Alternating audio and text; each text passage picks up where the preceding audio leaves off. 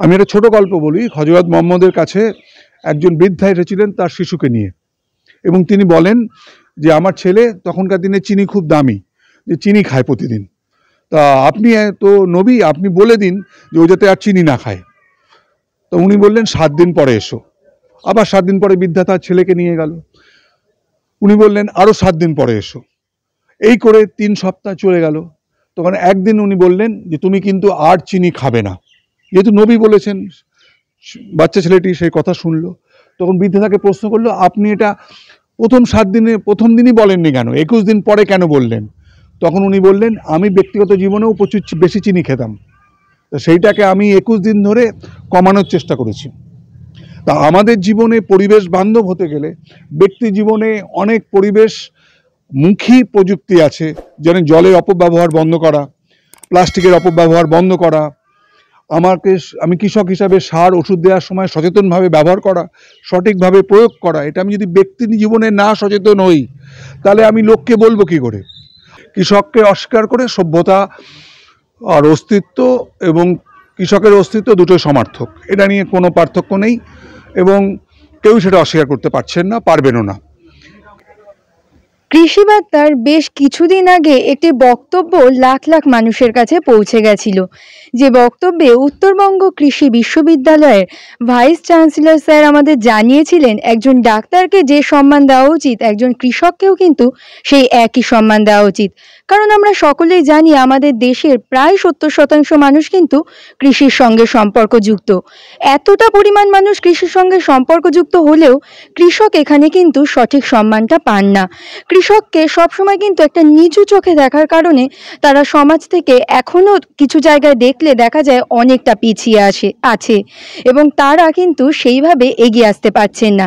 তাই অবশ্যই কৃষককে কিন্তু সেই সম্মানটা আমাদের সকলের দেওয়া উচিত। আমি দেবস্মিতা, কৃষি বার্তা আপনাদের সকলকে জানাই স্বাগত। আজ আমি আমার সঙ্গে পেয়ে গেছি উত্তরবঙ্গ কৃষি বিশ্ববিদ্যালয়ের ভাইস চ্যান্সেলর স্যারকে। আমরা স্যারের সঙ্গে কথা বলে কৃষি নিয়ে আরও কিছু তথ্য জেনে নেব। নমস্কার স্যার, আপনি বেশ কিছুদিন আগে একটি কথা জানিয়েছিলেন, যে কথা লাখ লাখ মানুষের কাছে পৌঁছে গেছিল। আমি আপনাকে বলবো যে এই কৃষি নিয়ে মানুষের চিন্তাভাবনা ঠিক কেমন এই বর্তমানে আপনি দেখতে পাচ্ছেন? দেখুন, মানুষের জীবন এবং কৃষি এ দুটোকে আলাদা করা যাবে না। যতদিন মানুষের সভ্যতা থাকবে, কৃষি থাকবে এবং কৃষকও থাকবে, সেটা যেই ফর্মেই হোক। তিনি প্যান্টকোট পরা চাষিও হতে পারেন, একজন ধুতি পাঞ্জাবি পরা চাষি হতে পারেন। কৃষককে অস্বীকার করে সভ্যতা আর অস্তিত্ব এবং কৃষকের অস্তিত্ব দুটোই সমার্থক, এটা নিয়ে কোনো পার্থক্য নেই, এবং কেউ সেটা অস্বীকার করতে পারছেন না, পারবেনও না। আর কিন্তু আজকে যে বিষয় নিয়ে আমরা এসেছি আর কি, সে বিষয়ে বলতে গেলে যদি আপনার এই বিষয়ে আজকে কৃষি পরিবেশ, কৃষি, কৃষক এবং মানব সভ্যতা এই ব্যাপারে যদি কিছু বলতে চান, তো আমি এই ব্যাপারে আমার যে সামান্য অভিজ্ঞতা রয়েছে সেটা আপনার সঙ্গে শেয়ার করতে পারি। স্যার, একটা জিনিস, এই যে ক্লাইমেট রেজিলিয়েন্ট এগ্রিকালচার, যেটা জলবায়ু পরিবর্তনের নতুন নতুন প্রযুক্তি বা যে সমস্ত জিনিস নতুনভাবে বেরোচ্ছে, কৃষকরা কতটা আগ্রহ দেখাচ্ছেন বা কৃষকটা কতটা গ্রহণ করছেন সেই জিনিসটা, সেই চিরাচরিত পদ্ধতি থেকে বেরিয়ে এসে? দেখুন, ঘটনা হচ্ছে, চিরাচরিত পদ্ধতি যেটা ছিল আজ থেকে 50 বছর আগে, সেটা পরিবেশ বান্ধবী ছিল। তারপরে মানুষের জনসংখ্যা বৃদ্ধি পাওয়ার জন্যে আমাদেরকে আরও অধিক ফলনের দিকে যেতে হয়েছে। মানুষের প্রয়োজনের তাগিয়ে মানুষ আরও প্রফিটেবল কৃষি বা লাভজনক কৃষির দিকে এগিয়ে এসছেন, এবং এর পাশাপাশি আমরা এই নতুন প্রযুক্তির কিছু কুফল পরিবেশের উপর দেখতে পাচ্ছি, এবং সেই কুফলগুলো নিয়ে এখন বিজ্ঞানীরা সচেতন হয়েছেন। 1960-এর দশকে আমরা যখন গ্রিন রেভলিউশনের কথা ভেবেছিলাম, তখন শুধু প্রোডাকশানের কথাই ভেবেছিলাম, ফলনের কথাই ভেবেছিলাম। তখন আমরা প্রথম অবস্থাতে প্রফিটের কথা ভাবিনি। 70-এর দশক থেকে আমরা প্রফিটের কথা ভাবতে শুরু করলাম, এবং স্বাভাবিকভাবে এই প্রফিটকে কেন্দ্র করে লাভজনক কৃষিকে আরও লাভজনক করার তাগিদ নিয়ে বেশি মাত্রায় সার, ওষুধ, মাটি থেকে জল তোলা, এগুলো ঘটতে থাকলো। 80-এর দশকের শেষ থেকে শুরু হলো যে আমরা পরিবেশের এর কুফলগুলো কী কী তার বিষয়ে গবেষণা, কত পরিমাণ সার মাটিতে রয়ে গেল, কত পরিমাণ সার বা কীটনাশক মাটিতে জলের সঙ্গে মিশে গেল, মাটি থেকে ফসলে এলো, মানুষের শরীরে এলো, জীবজন্তুর শরীরে এলো, এইসব চিন্তা ভাবনা শুরু হলো, তার মাপামাপি শুরু হলো। 2000 এই বিংশ শতাব্দীতে এসে তখন ভাবনা চিন্তা হলো যে সত্যিই তো আমরা অনেক ভুল করে ফেলেছি, ভুল থেকে বেরোতে হবে। এবং সেই জায়গায় দাঁড়িয়ে আমার তখন মনে হলো যে ক্লাইমেট রেজিল্যান্ট বা পরিবেশ বান্ধব কৃষির কথা আমাদের বোধোদয় হলো। তো সেই জায়গায় দাঁড়িয়ে বিভিন্ন প্রকল্প নেওয়া হতে শুরু করলো সারা পৃথিবী জুড়ে, ভারতবর্ষ তার ব্যতিক্রম নয়। এটা গেল একটা চিন্তা ভাবনা করা। কিন্তু আমি আপনাকে বলবো যে আমাদের যে চিরাচরিত যে সনাতন পদ্ধতির কৃষি ছিল সেটা অনেক বেশি পরিবেশ বান্ধব ছিল, কিন্তু আমরা যে কোনো কারণেই হোক কিছু ভুল করে ফেলেছি। সেই ভুল থেকে বেরোনোর জন্য আমাদের রাস্তা খুঁজতে হবে।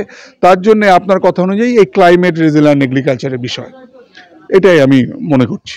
আচ্ছা স্যার, অনেক জায়গায় আমরা মাঠে গিয়ে দেখতে পাই যে রাসায়নিক সার দিলে কৃষক ফলন বেশি পাচ্ছেন, সেখানে তারা জৈব কৃষিকে অত সহজে গ্রহণ করতে চান না।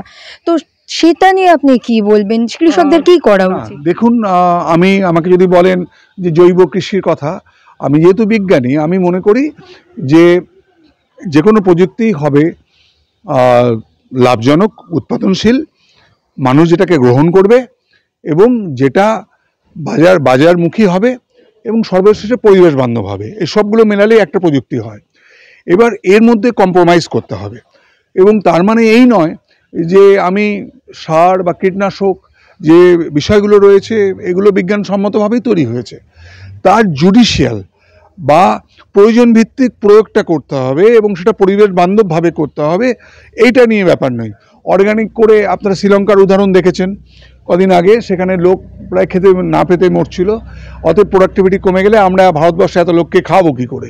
অতএব পুরোপুরি অর্গানিক নির্ভর হলে ভারতবর্ষের লোক খেয়ে পড়ে বাঁচবেন না। অতএব আমাদের এমনভাবে চাষ করতে হবে যাতে ইনঅর্গানিকও থাকবে, যাতে কীটনাশকও থাকবে, যাতে সারও থাকবে, নতুন প্রযুক্তিও থাকবে, কিন্তু সেটা পরিবেশের বান্ধব হতে হবে। এটা মাথায় রেখে করতে হবে। সঠিক প্রযুক্তি সঠিক সময়ে তার প্রয়োগ করতে হবে, সেইটা একটা ভিড় রাখতে হবে এবং দেখতে হবে যাতে মানুষের ক্ষতি না হয়, পরিবেশের ক্ষতি না হয়। এবং সেটার জন্য আমাদের বিজ্ঞানীরা সবসময় চেষ্টা করছেন এই ব্যালেন্স বা ভারসাম্যটা বজায় রাখাটাই হচ্ছে বিজ্ঞানের প্রথম কাজ। আচ্ছা স্যার, আরেকটা বিষয় যেটা জানতে চাইবো যে এটা যে টার্মটা প্রিসিশন এগ্রিকালচার, যার মধ্যে রিমোট সেন্সিং সহ বিভিন্ন জিনিস আসছে, সেটা আমাদের এই বাংলার কৃষকদের মাঠে কতটা পৌঁছাচ্ছে? এটা দেখুন, এখনো বিরাট করে পৌঁছায়নি, হয়তো ভবিষ্যতে পৌঁছবে। তার কারণ এই যে প্রযুক্তিগুলো নতুন, এই এআই, তারপরে precision agriculture with the application of এই আর্টিফিশিয়াল ইন্টেলিজেন্স, ড্রোন এগ্রিকালচার, তারপরে সেন্সার, এগুলো নতুন প্রযুক্তি। প্রত্যেকটা প্রযুক্তির অনেক সুফল আমরা দেখতে পেয়েছি, কিন্তু সেগুলোকে মানুষের কাছে পৌঁছাতে হবে। তার জন্যে সেটাকে মানুষ যাতে অ্যাফোর্ড করতে পারে, মানে কিনতে পারে, ব্যবহার করতে পারে, এবং সেই প্রযুক্তিতে নিজেকে দক্ষ করতে হবে, সেইটা শিখতে হবে। আমরা যদি নিজেরা, প্রথম কথা হচ্ছে একটা কস্ট, সেটাকে আরও কত কম কস্ট মানে হলে মানুষের কাছে পৌঁছাতে পারে, এবং সেটাকে ব্যবহার করার জন্য দক্ষতা অর্জন করতে হবে, তবেই মানুষের কাছে পৌঁছবে। এটার প্রয়োজন আছে। এইটাই আমাদেরকে আরও শক্তিশালী করবে যে কত নির্দিষ্টভাবে নির্দিষ্ট মাত্রায় সার, ওষুধ এবং জল আমরা দিলে যেটা পরিবেশের পক্ষে লাভজনক হবে, এবং সেই জন্য এটা ব্যবহার করতে হবে। এবং আমি এই ধরনের প্রযুক্তিকে ওয়েলকাম বা অভিনন্দন জানাচ্ছি যে আবিষ্কৃত হওয়ার জন্য, এবং যারা আবিষ্কারক তাদেরকে ধন্যবাদ জানাই যে তারা মানুষের পাশাপাশি দাঁড়িয়েছেন। এখন আমাদের যারা আমরা প্রযুক্তি প্রসারণের কাজ করি, তারা এই প্রযুক্তিগুলোকে মানুষের কাছে পৌঁছাতে হবে, এই নিয়ে কোনো বার্তা নেই। কিন্তু আমার প্রথম কথা হচ্ছে যে কোনো পরিবেশ বান্ধব হলে আমাকে ব্যক্তি হিসাবে সচেতন হতে হবে। তা আমাদের জীবনে পরিবেশ বান্ধব হতে গেলে ব্যক্তি জীবনে অনেক পরিবেশমুখী প্রযুক্তি আছে, যেমন জলের অপব্যবহার বন্ধ করা, প্লাস্টিকের অপব্যবহার বন্ধ করা, আমি কৃষক হিসাবে সার ওষুধ দেওয়ার সময় সচেতনভাবে ব্যবহার করা, সঠিকভাবে প্রয়োগ করা। এটা আমি যদি ব্যক্তি জীবনে না সচেতন হই, তাহলে আমি লোককে বলবো কী করে? আমি একজন কৃষিবিজ্ঞানী, আমি একজন পরিবেশবিদও বটে, তা আমি যদি নিজে ব্যক্তিগতভাবে সচেতন না হই, তাহলে আমি মানুষের কাছে কখনোই এটা পৌঁছাতে পারবো না। সেজন্য প্রত্যেকটা যে ব্যক্তি, সে বিজ্ঞানী হোক, অবিজ্ঞানী হোক, সাধারণ কর্মী হন, কৃষক হন, প্রত্যেককে এই প্রিন্সিপাল যে আমি আপনি আচরি ধর্ম পরকে শেখাই। তা আমরা যদি আমাদের জীবনশৈলীতে না পরিবর্তন নিয়ে আসতে পারি, তাহলে আমরা মানুষকে এটা বলতে পারবো না। তাহলে প্রত্যেকটা মানুষ ব্যক্তি যারা পৃথিবীতে বেঁচে আছেন, সে শিশু থেকে বৃদ্ধ, ধনী থেকে দরিদ্র, প্রত্যেকের দায়িত্ব আছে। সেই দায়িত্ব সম্পর্কে, পরিবেশের প্রতি দায়িত্ব সম্পর্কে সচেতন হতে হবে, এবং সেই সচেতনটা না হলে আমরা অন্যকে বলার জায়গায় যোগ্যতা অর্জন করব না। তাহলে একজন বিজ্ঞানী হিসাবে, একজন পরিবেশবিদ হিসাবে, একজন সাধারণ মানুষ হিসাবে যদি আমি পরিবেশের প্রতি দায়িত্বশীল না হই, তাহলে এই ধরনের যে আমরা যে ওয়ার্কশপ করছি, বিভিন্ন আলোচনা সভা তৈরি করছি, বক্তব্য লিখছি, এই বক্তব্য সব মিথ্যা হয়ে যাবে। এইটা আমার অনুভব বলে মনে হয়। আপনারা শুনে নিলেন, পরিবেশের সঙ্গে তাল মিলিয়ে চলতে গেলে এবং পরিবেশকে সঠিকভাবে ঠিক জায়গায় রাখতে হলে দায়িত্ব কিন্তু একজনের নয়, প্রত্যেককেই কিন্তু পরিবেশটিকে ঠিক রাখতে হবে এবং সঠিকভাবে নিয়ম পালন করে চলতে হবে। তবেই কিন্তু আমাদের পরিবেশকে সুন্দর রাখা সম্ভব হবে। এবং কৃষিতে যে সমস্ত নতুন প্রযুক্তি আসছে সেগুলি জানতে কিন্তু অবশ্যই কৃষি দপ্তর, কৃষি বিজ্ঞান কেন্দ্র এবং কৃষি বিদ্যালয়ের সঙ্গে আপনাদের যোগাযোগ রাখতে হবে। তবেই এই ধরনের আধুনিক প্রযুক্তি আপনারাও কৃষিতে ব্যবহার করতে পারবেন। এরকম আরও নতুন নতুন তথ্য জানতে অবশ্যই আমাদের কৃষি বার্তা চ্যানেলটিকে সাবস্ক্রাইব করে বেল আইকনটি প্রেস করে রাখুন, যাতে সবার প্রথমে নোটিফিকেশনটি আপনার কাছেই পৌঁছে যায়। নমস্কার।